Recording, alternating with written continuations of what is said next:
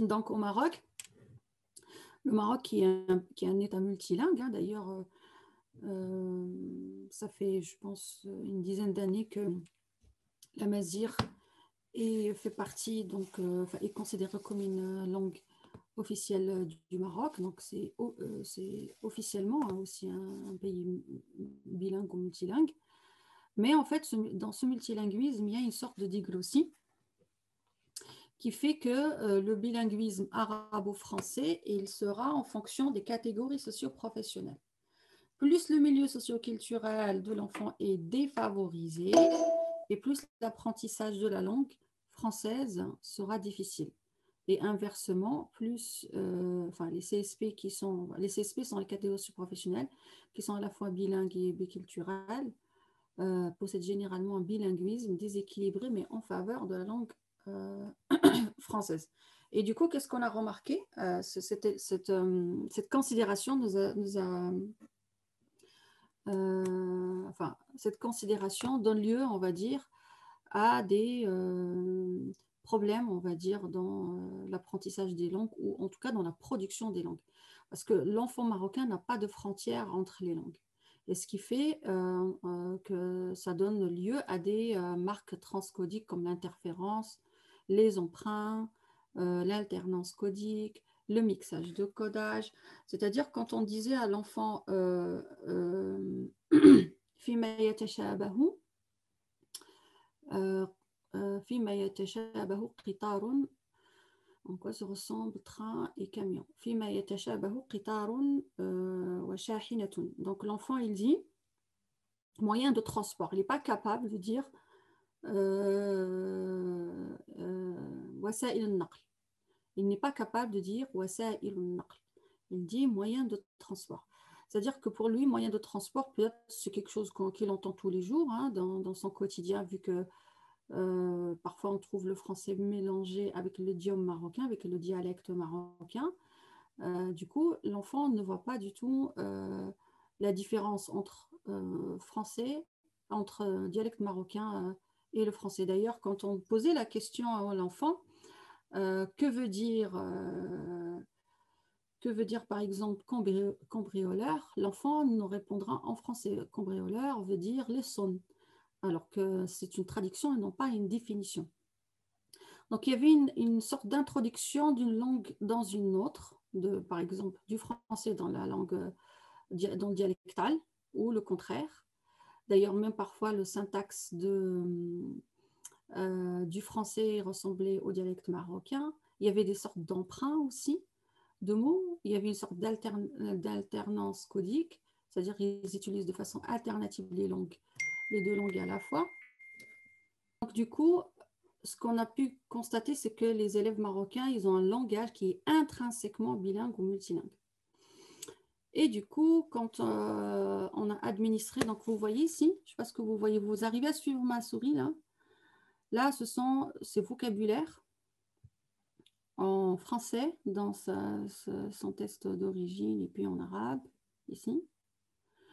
Donc, il faut savoir que ces tests-là, ils ont un niveau de difficulté hiérarchisé. Donc, plus on avance dans le test, voilà, exactement, merci. Plus on avance dans le test, plus le test devient difficile. Vous voyez, c'est là. Et donc, on a une sorte de notation, soit 0, donc l'enfant échoue complètement dans l'item administré.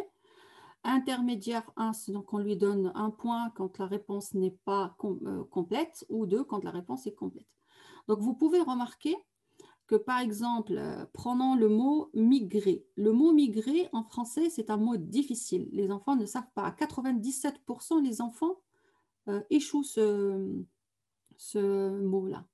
Donc, nous, en France, le mot migrer, on le met bien en bas parce que c'est un mot qui est difficile pour les enfants. Définir veut dire quoi migrer, c'est pas facile pour les enfants.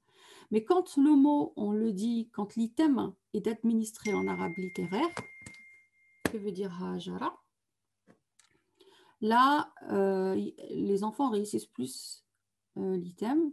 Et donc, vous voyez, il n'y a que 35% d'échecs. Voilà.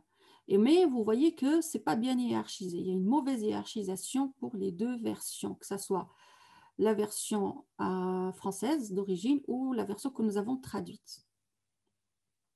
Et du coup, il y a une mauvaise hiérarchisation même pour les items les plus faciles. Les items les plus faciles, il y a aussi une hiérarchisation qui est mauvaise. Hein. Donc, normalement, les premiers items sont des items juste d'entrée. Donc, 100% de la population sont normalement censés répondre à ces items. Mais quand on montre, par exemple, le sceau, là, sceau, c'est une image, quand on montre sceau aux enfants marocains, la plupart des enfants marocains, en tout cas d'ailleurs, ils me disent poubelle. Je leur montre moi un seau, on me dit poubelle. Donc il n'y a que, on va dire, 52% des enfants qui voient une poubelle et non pas, qui voient, on va dire, un seau et non pas une poubelle. Très probablement, peut-être que la poubelle au Maroc, ça ressemble à un seau. Voilà. Par exemple, fleurs, ils ne reconnaissaient pas la fleur qu'on leur montrait, etc., etc. Et donc, la même chose ici, si vous voulez, dans le sous-test similitude.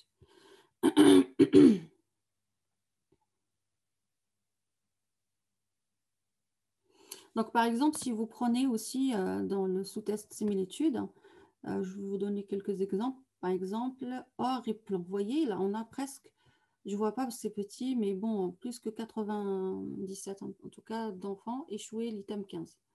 En fait, nous étions confrontés à une sorte de polysémie de la traduction du mot plomb en arabe littéraire, qui signifie également balle de revolver. Alors, ça sonne. Donc, en quoi se ressemble or et plomb? En quoi se ressemble dhahabun? Alors, ça sonne.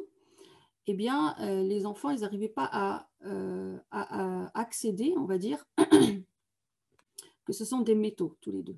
Ils n'arrivaient pas à accéder, à abstraire, on va dire,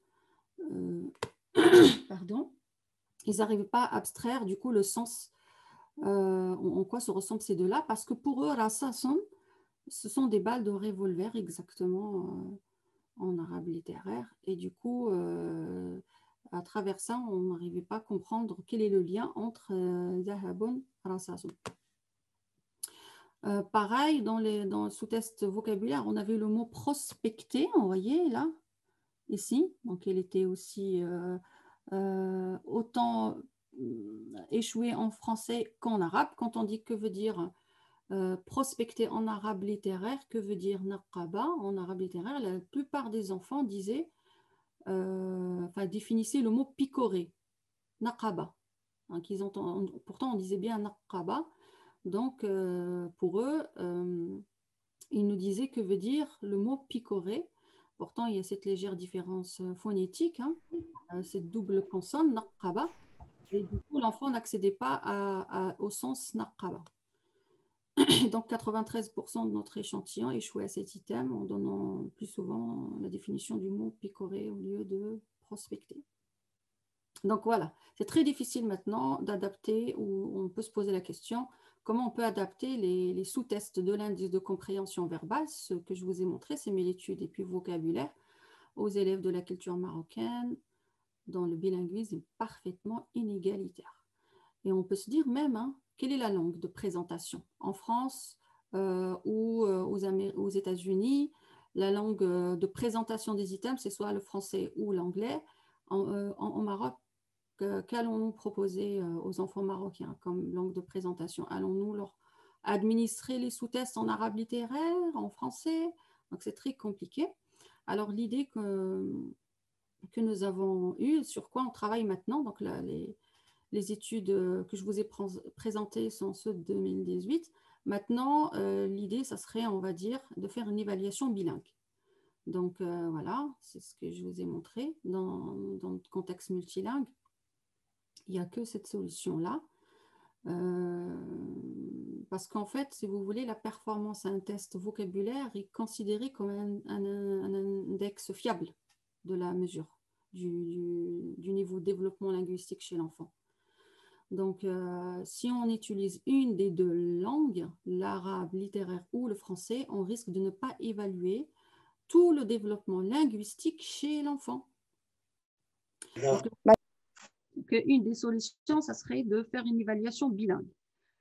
Parce que, comme j'ai dit, l'index du vocabulaire, enfin, le test du vocabulaire est considéré comme une sorte d'index fiable de la mesure du niveau de développement linguistique chez les enfants. Une des solutions proposées, donc, sur quoi nous travaillons en tout cas actuellement, serait d'évaluer le vocabulaire total. C'est ça. Donc, on ajoute au fur et à mesure les résultats à différentes langues. C'est-à-dire qu'on commence par poser la question à l'enfant, que veut dire médaille? Ou que veut dire médailla en fonction de l'enfant devant nous. Est-ce qu'elle a plus une préférence vers l'arabe littéraire ou le français?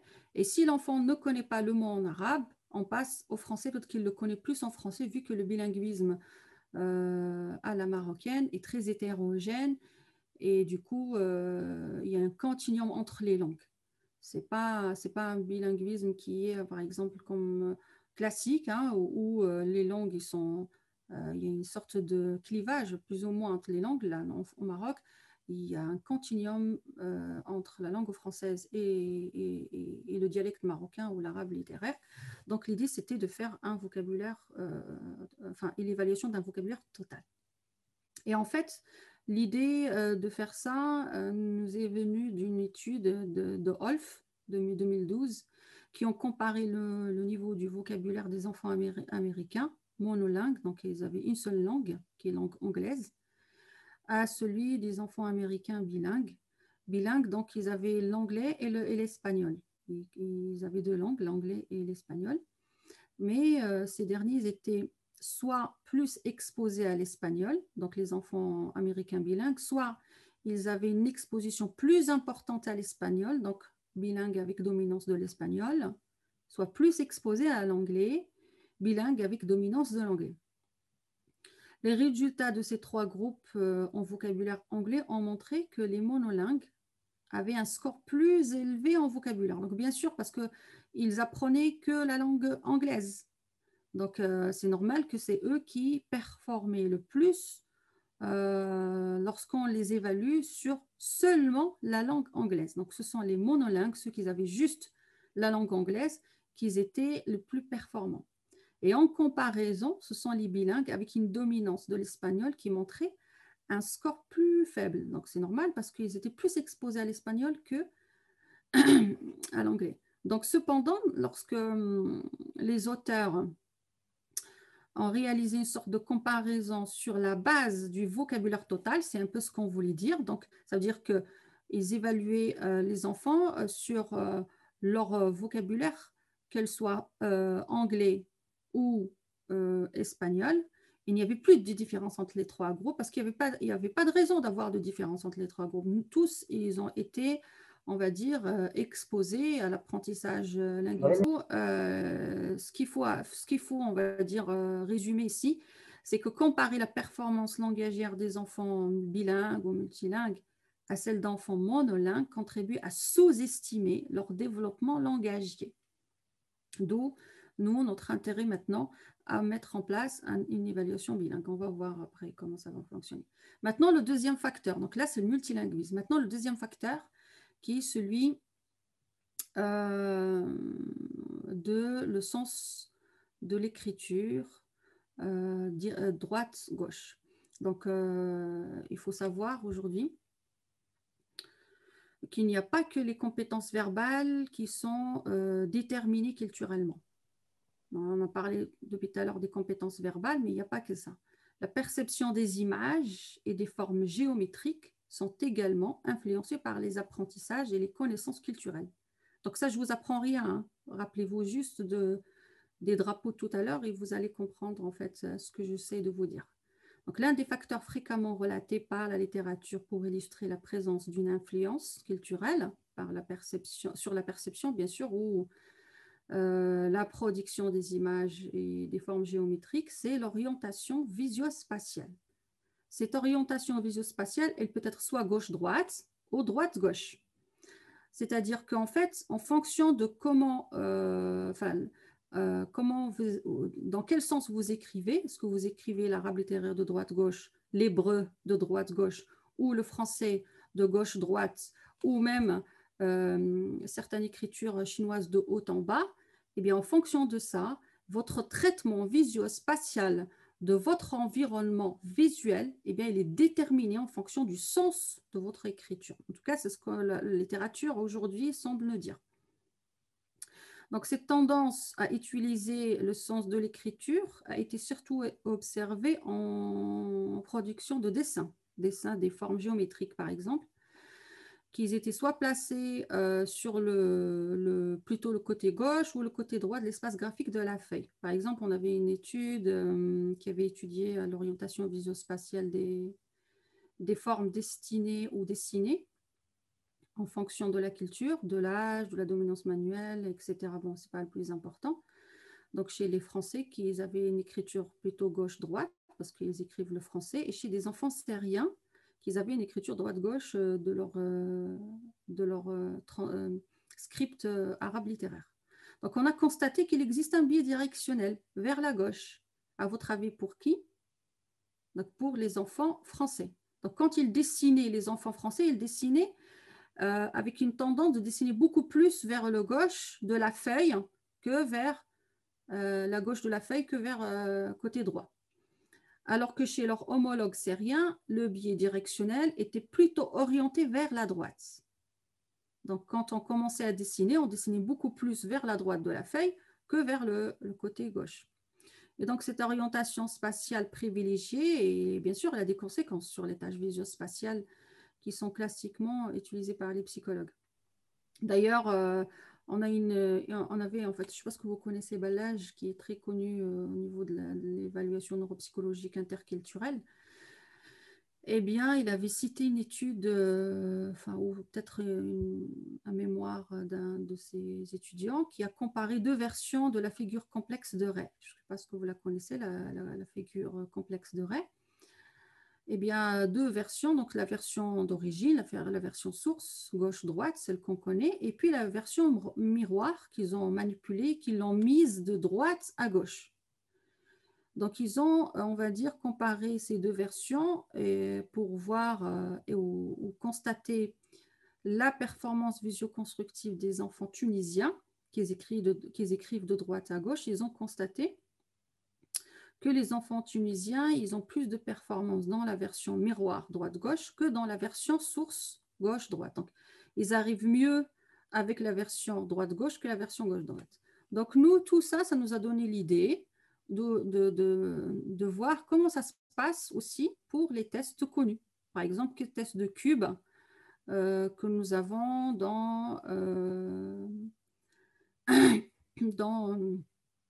le WISC 5, donc c'est le premier d'ailleurs sous-test qu'on administre, qu'on a dans le cahier d'administration, qui évalue le raisonnement visio-perceptif ou tout ce qui est visio-constructif, etc. Je ne vais pas tout vous présenter parce qu'on ne reste pas le temps, je vous présente que Cubain. Donc par exemple, qu'est-ce qu'on a fait? On a manipulé, on a donné un premier groupe de Marocains, donc c'est des enfants marocains cette fois-ci, je vous dirai après la population. Ah oui.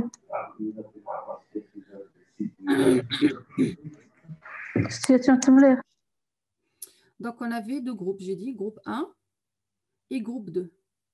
Donc, le groupe 1, on leur a administré les cubes de gauche-droite, c'est ce qu'on a, c'est ce que vous avez dans le WISC 5.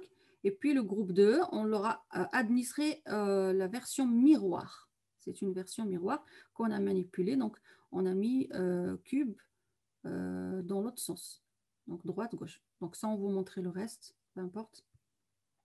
Donc, on avait 100 élèves marocains, privés toujours, école publique, pour voir aussi l'effet des CSP. Qu'est-ce qu'on a constaté? Voilà. Donc, ça, c'est une étude qui a été soumise pour être, on va dire, publiée dans les journées internationales de psychodif, mais avec le Covid, n'a pas été fait. Donc, c'était depuis 2020, pardon. De 2020, oui, juin 2020, on attend toujours, bref. Donc, l'étude, qu'est-ce qu'elle a montré? Donc, vous avez ici la condition 1, c'est là. Vous avez ici la condition 2. Donc, on avait la condition 1 qui avait une direction droite-gauche. Donc, c'est la direction miroir que nous avons manipulée. Et là, on a la condition 2, c'est la direction gauche-droite. Vous voyez ici, gauche-droite. Donc, ça, c'est la condition que vous connaissez, celle du WISC 5. Vous voyez?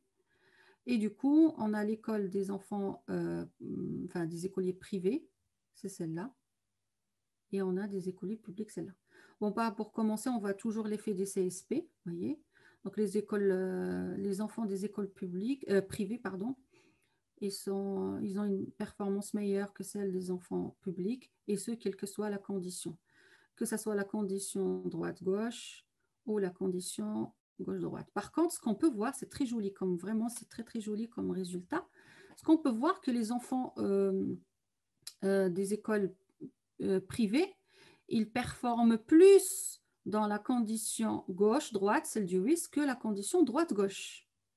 Est-ce que du coup, on peut dire que ils sont plus familiarisés avec le gauche-droite parce qu'ils sont plus, on va dire, exposés à la langue française que les enfants publics, que eux, ils performent plus dans la condition, celle-là, condition 1, qui est la condition droite-gauche.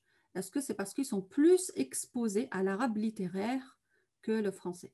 Donc, vous voyez, au sein même de la même culture, ce sont des enfants de Casablanca, de la ville de Casablanca, de la même ville, eh bien, on n'est même pas dans la même configuration de traitement visio-spatial.